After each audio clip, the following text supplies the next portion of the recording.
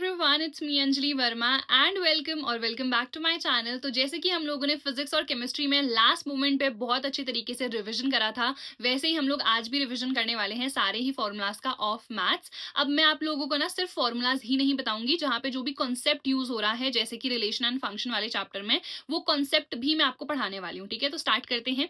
सबसे पहला chapter obviously है रिलेशन एंड फंक्शन। तो सबसे पहले हमें पता होना चाहिए कि कितने टाइप के रिलेशन हमारे सिलेबस में है। सो तीन टाइप के हैं, रिफ्लेक्सिव, सिमेट्रिक एंड ट्रांजिटिव। इनकी क्या कंडीशन होती है और जो ये तीनों होंगे उसको हम इक्विवेलेंस रिलेशन कहते हैं। तो सबसे पहले जब हम बात करते हैं ना रिफ्लेक्सिव रिलेशन की, तो इसका मतलब है अगर ए एग्जिस्ट कर रहा है तो ए कॉमा ए रिलेशन में एग्जिस्ट करना चाहिए। यानी कि अगर मेरे पास एक सेट है 1 2 3, ठीक है, तो यहाँ पे जब हम कोई रिलेशन डिफाइन कर रहे हैं तो 1 1 2 2 3 3 ये एग्जिस्ट करने चाहिए। बस इतना सिंपल सा मतलब है। अगर एक भी मिसिंग है तो विच मीन्स वो रिफ्लेक्सिव नहीं होगा। जैसे कि एग्जाम्पल से समझते हैं।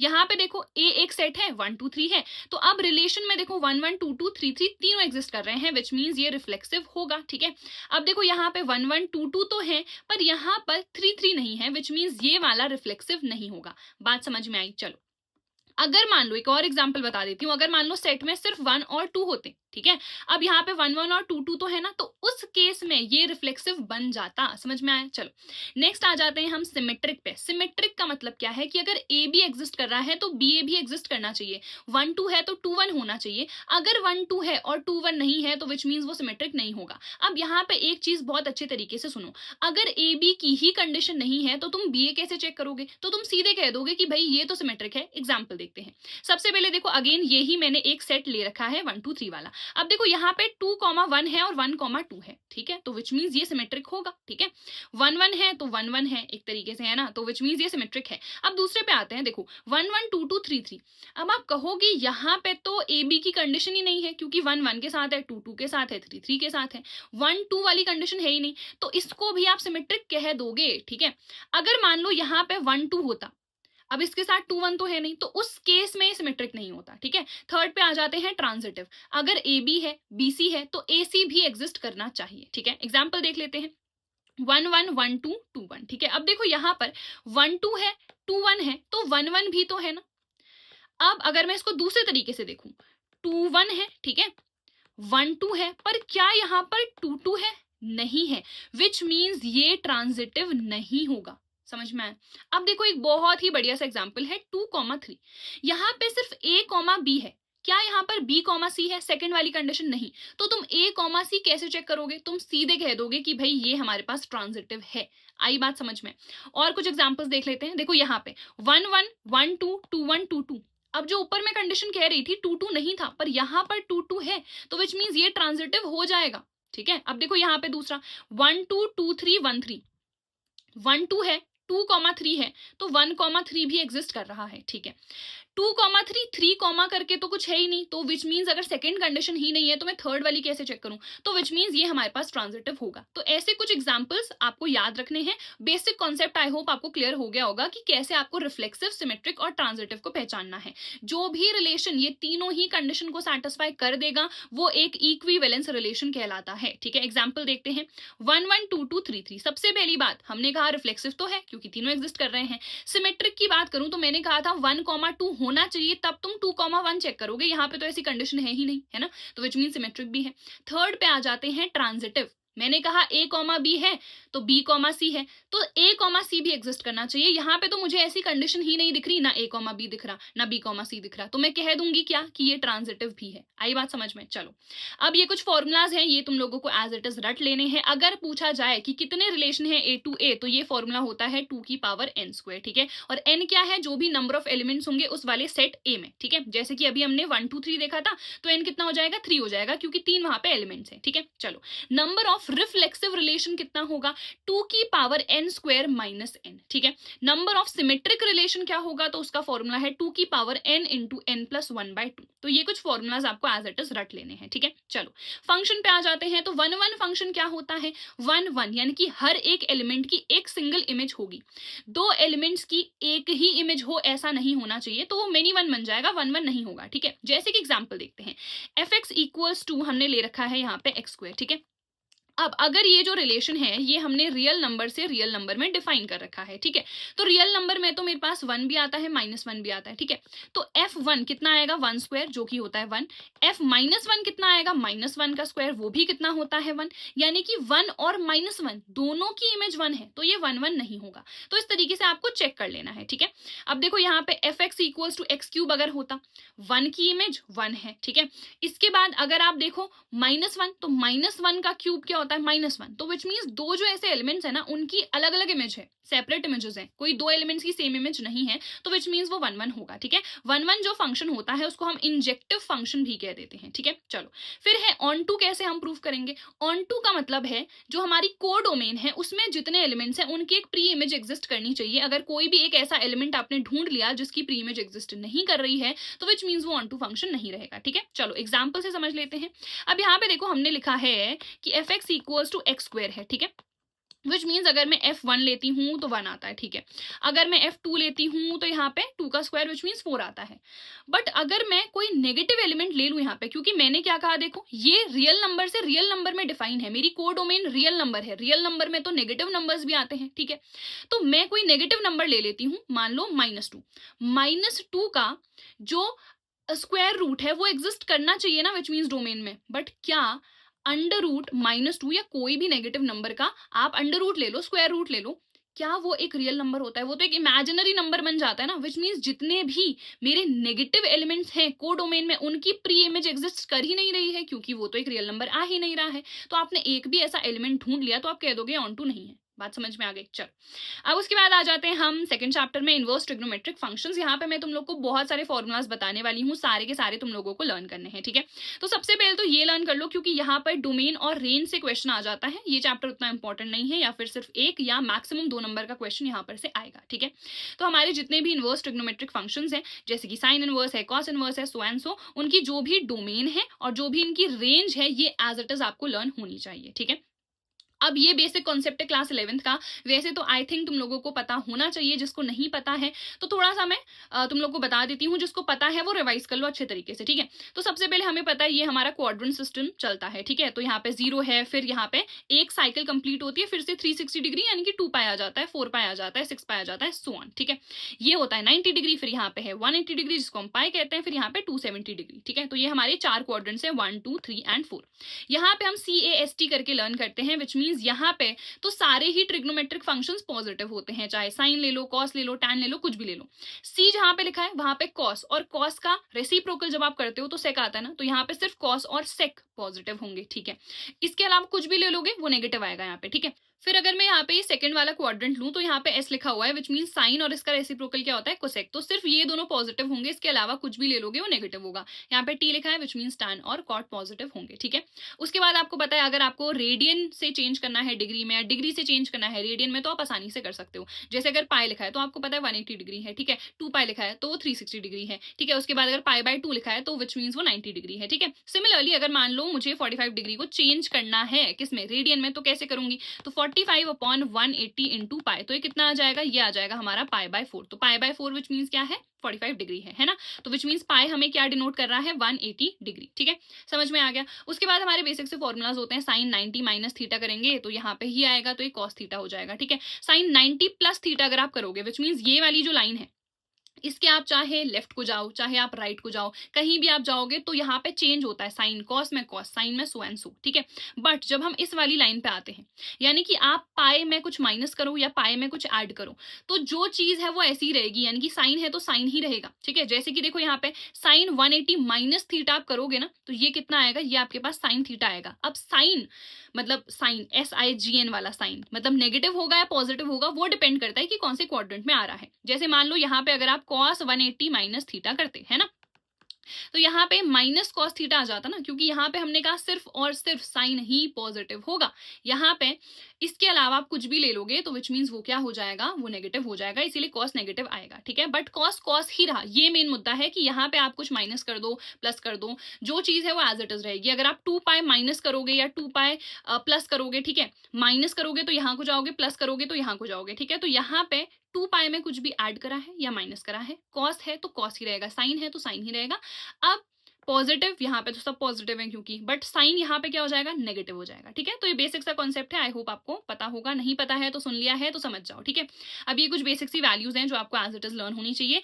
बाकी जितने मैंने यहाँ पे फॉर्मुलाज लिखे हैं ना, ये सारे के सारे फॉर्मुलाज आपके क्लास 11th में थे, बहुत सारे बच्चों ने नहीं देखे होंगे, भूल गए होंगे, तो ये formulas as it is learn कर लो। पीडीएफ अगर चाहिए है ना, तो study warehouse 2.0 is the name, link description में है, टेलीग्राम को ज्वाइन कर लो, पीडीएफ में वहीं पर डाल देती हूँ। ठीक है, तो ये पूरा एज इट इज आपको लर्न करने हैं सारे के सारे फॉर्मुलाज। ये तो क्लास 9th या 10th के फॉर्मुलाज हैं, उसके बाद ये जो आप लोगों ने क्लास 11th में पढ़े। ठीक है, ये सारे फॉर्मुलाज ना इस वाले चैप्टर में यूज नहीं होंगे। कहाँ पर यूज होंगे, ये आपका डिफरेंशिएशन में, इंटीग्रेशन में यूज होने वाले हैं, तो ये फॉर्मुलाज इसलिए आपको लर्न करने हैं। ठीक है, उसके बाद देखो ये वाले फॉर्मुलाज भी आपके इंपॉर्टेंट हैं। ठीक है, इंटीग्रेशन में इनका हम काफी ज्यादा यूज करते हैं, same goes for this one. ठीक है, चलो उसके बाद ये भी आपके क्लास 11th के फॉर्मुलाज हैं। cos 2x के फॉर्मुलाज 4 हैं, चारों बहुत इंपॉर्टेंट है, चारों से भी ज्यादा इंपॉर्टेंट 3 है। ठीक है, 3 कौन कौन से हैं, ये 3 है, इनका हम बहुत ज्यादा यूज करते हैं इंटीग्रेशन में। ठीक है, तो ये हमारे फॉर्मुलाज हो गए। ठीक है, ये हमारा हाफ एंगल फॉर्मूला हो गया, जैसे cos 2x का फॉर्मूला है 1 - 2 sin square x,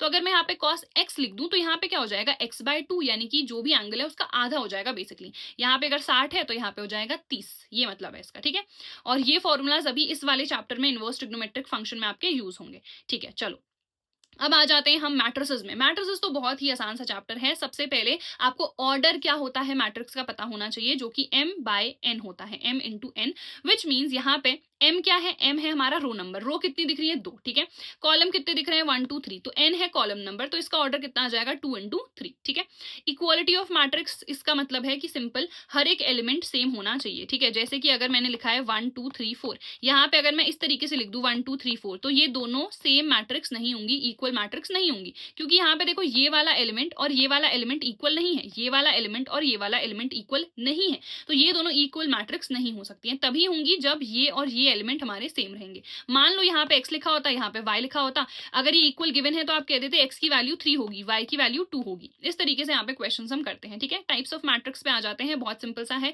column matrix, जहाँ पे सिर्फ एक कॉलम है, रो देखो यहाँ पे, रो तो 3 4 कितनी भी हो सकती है, कॉलम एक ही होना चाहिए। रो का मतलब एक ही रो होनी चाहिए, कॉलम कितने भी हो सकते हैं। स्क्वायर मैट्रिक्स, रो और कॉलम नंबर सेम होना चाहिए, 1/1 2/2 3/3, इस टाइप की मैट्रिक्स होनी चाहिए। ठीक है, डायगोनल मैट्रिक्स, सिर्फ डायगोनल एलिमेंट्स नॉन जीरो होंगे, बाकी सब जीरो होंगे। देखो ये सब क्या है, जीरो है। ठीक है, स्केलर मैट्रिक्स, ये नंबर सेम होना चाहिए, डायगोनल वाले जो एलिमेंट्स हैं वो सेम नंबर होना चाहिए। आइडेंटिटी, सेम नंबर है पर कौन सा, 1, ये जो डायगोनल एलिमेंट्स हैं ये सिर्फ 1 होने चाहिए, इसको हम आइडेंटिटी मैट्रिक्स कहते हैं। जीरो का मतलब कोई भी ऑर्डर का आप मैट्रिक्स ले सकते हो, हर एक एलिमेंट उसमें जीरो होना चाहिए। ठीक है, चलो सिमेट्रिक मैट्रिक्स हम किसको कहते हैं, अगर आप उसका ट्रांसपोज निकालो तो सेम वही मैट्रिक्स आपको मिल जाएगी। जैसे कि हमने देखो ये वाली एक मैट्रिक्स यहाँ पर लिख दी है, इसका आप ट्रांसपोज निकाल दो। ठीक है, ट्रांसपोज कैसे करते हैं आपको पता है, जो रो है उसको कॉलम बना देते हैं, तो बना दिया। ये मेरी रो थी, इसको मैंने एज इट इज कॉलम में लिख दिया, ये मेरी रो है, इसको मैंने कॉलम में लिख दिया, ये मेरी रो है, इसको मैंने कॉलम में लिख दिया। अब देखो दोनों क्या है, एग्जैक्टली सेम आ रही है, तो ये एक सिमेट्रिक मैट्रिक्स होगी। स्क्यू सिमेट्रिक, जब आप ट्रांसपोज निकालोगे तो उसके नेगेटिव के इक्वल आ जाएगा। जैसे कि यहाँ पे देखो ये है मेरी ए मैट्रिक्स, मैंने इसका ट्रांसपोज करा, तो इस केस में क्या हो गया, देखो ये मैंने यहाँ पे लिख दिया ना, तो यहाँ पे क्या आ गया 0 1 -1, पर यहाँ पे क्या था 0 -1 1 था, तो विच मीन्स यहाँ पे से मैं सिंपली क्या कर सकती हूँ, माइनस साइन अगर बाहर ले लूँ तो सबका साइन चेंज हो जाएगा ना। देखो यहाँ 1 आ जाएगा, -1, यहाँ -1, यहाँ 1 0, यहाँ पे 1, यहाँ पे -1, और ये ए के इक्वल है, तो यानी कि a dash equals to minus of a आ गया डायरेक्टली, है ना। ठीक है, चलो अब आप रिप्रेजेंट भी कर सकते हो किसी भी मैट्रिक्स को as a sum of a symmetric and skew symmetric matrix. उसके लिए आपको ये चीज करनी है, half a plus a dash करोगे तो आपको मिलेगी symmetric matrix, half a minus a dash कर दोगे तो आपको मिल जाएगी स्क्यू सिमेट्रिक मैट्रिक्स। बस इस तरीके से आपको रिप्रेजेंट करना है और कुछ नहीं करना है। ठीक है, चलो बाकी तो आपको पता ही है, अगर आप आइडेंटिटी मैट्रिक्स से मल्टीप्लाई कराओगे किसी भी मैट्रिक्स की तो वही सेम मैट्रिक्स आपको वापस से मिल जाएगी। ठीक है, अगर उसके इनवर्स से आप उसको मल्टीप्लाई करा दोगे तो आपको आइडेंटिटी मैट्रिक्स मिल जाएगी। एक हमारा ये वाला फॉर्मूला भी है। ठीक है, उसके बाद आ जाते हैं डिटर्मिनेंट्स वाले चैप्टर में। तो अगर आपको किसी ट्राइंगल का एरिया निकालना है और आपको उसके कोऑर्डिनेट्स पता है, ठीक है, ये तीनों के कोऑर्डिनेट्स आपको पता है, x1 y1 x2 y2 x3 y3, तो आप एरिया इस तरीके से निकाल सकते हो। अगर आपको प्रूफ करना है कि भाई 3 पॉइंट्स आपको दे दिए गए हैं, कोलिनियर है, तो उसकी जो एरिया है वो कितनी आ जानी चाहिए, 0, क्योंकि वो तो एक ट्राइंगल नहीं बना रहे ना, वो तो कोलिनियर है, तीनों पॉइंट्स एक ही लाइन पे लाई कर रहे हैं, ठीक है। अब अगर आपको डिटर्मिनेंट निकालना है ना, तो एक तो हमें बेसिक सा मेथड पता ही है, एक हम ये वाला फॉर्मूला भी अप्लाई कर सकते हैं, एमसीक्यू में भी पूछ लिया जाए, ठीक है। यहाँ पे कैपिटल ए क्या होता है, हमारा कोफैक्टर होता है, ये आप लोगों को पता है, और निकालते कैसे हैं। फिर आपको पता है इनवर्स कैसे निकालते हैं, तो 1 अपॉन मॉड ऑफ ए, ये मॉड का मतलब क्या है, डिटर्मिनेंट, ठीक है, और इनटू एडजॉइंट ऑफ ए, और एडजॉइंट ऑफ ए हम कैसे निकालते हैं, इस तरीके से हम इसको निकालते हैं। हम सबसे पहले कोफैक्टर्स निकालते हैं, उनको लिख देते हैं, और उसके बाद उसका क्या कर देते हैं, ट्रांसपोज कर देते हैं, ठीक है।